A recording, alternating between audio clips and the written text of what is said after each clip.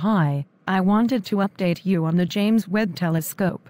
Soon we will get information from the telescope, but it will take us a long time to decipher it. The public is expecting immediate results on space. What are we supposed to say to the public?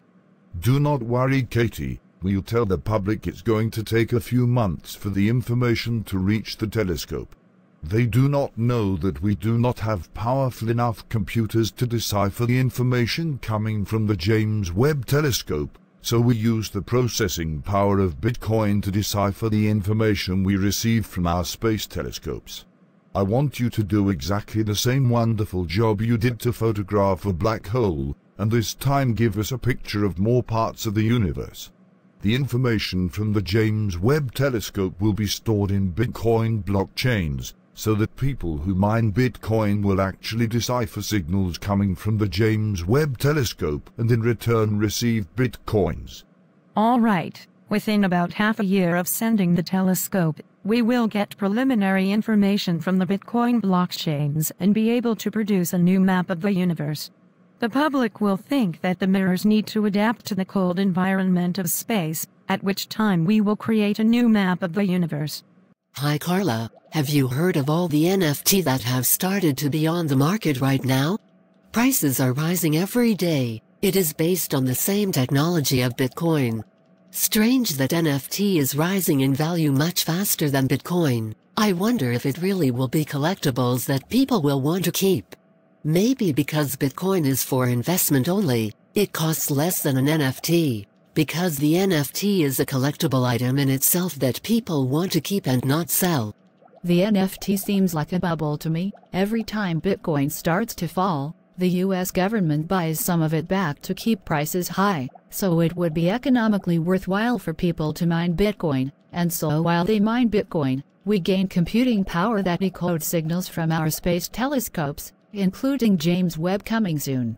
The problem with NFT is that it is not a limited edition. It is true that each piece is like a one-of-a-kind, but you can produce an infinity of different pieces, each time with a small change from a previous piece, thus flooding the market with many millions of different NFT pieces. True, but I have heard that there are limited editions, like there is a painting of a monkey that is limited to 10,000 different variations, or the first ever tweet that is limited to one copy and has no different versions. True, but after selling all 10,000 NFT monkeys, they can produce another 10,000 from any animal, 10,000 cute elephants, mice, rats, rhinos, hippos, dogs, cats, rabbits, turtles, sharks, whales and much more. By the end of things there will already be about 1 million NFT of animals. And in connection with the first tweet, they will then release a screenshot from the first YouTube, the first email of each postal company, important contracts, first pages from historical newspapers. There are hundreds of thousands of important pages in history from which NFT can be produced. Soon the market will be flooded with millions of NFT and this whole thing will collapse. It's just a bubble. Even if NFT prices crash, it can still fix itself and go up again, no? As Bitcoin corrects itself and stocks on the stock market rise again. If the United States government had not bought back some of the Bitcoin after every drop in prices, Bitcoin would have completely collapsed. What's more, Bitcoin is limited in quantities, so the market is not flooded and prices remain high. NFT is a bubble because it was originally only meant to make money. There is nothing to keep its value high. Most people who buy NFT do so for investment only and not for the sake of saving, so prices could crash at any moment. It is not like ordinary art that people want to keep the art, so there is a shortage and the prices are high. What's more, every day a new company can arise and also produce a competing technology for NFT. The market will soon be flooded anyway. Prices must go down. How good it is that we consult with each other, you as a doctor of economics and I as a computer software engineer. After about 6 months, January 2022. After examining all the results from the James Webb Space Telescope, I see that the universe is not what we thought. 1. The universe was not created from the Big Bang, but probably existed all along. 2. The universe does not expand but rotates. It's just like if we stand in the middle of the ocean and look to the sides, and follow the water currents, we will think that the ocean is constantly expanding because the water currents are moving away from us. 3.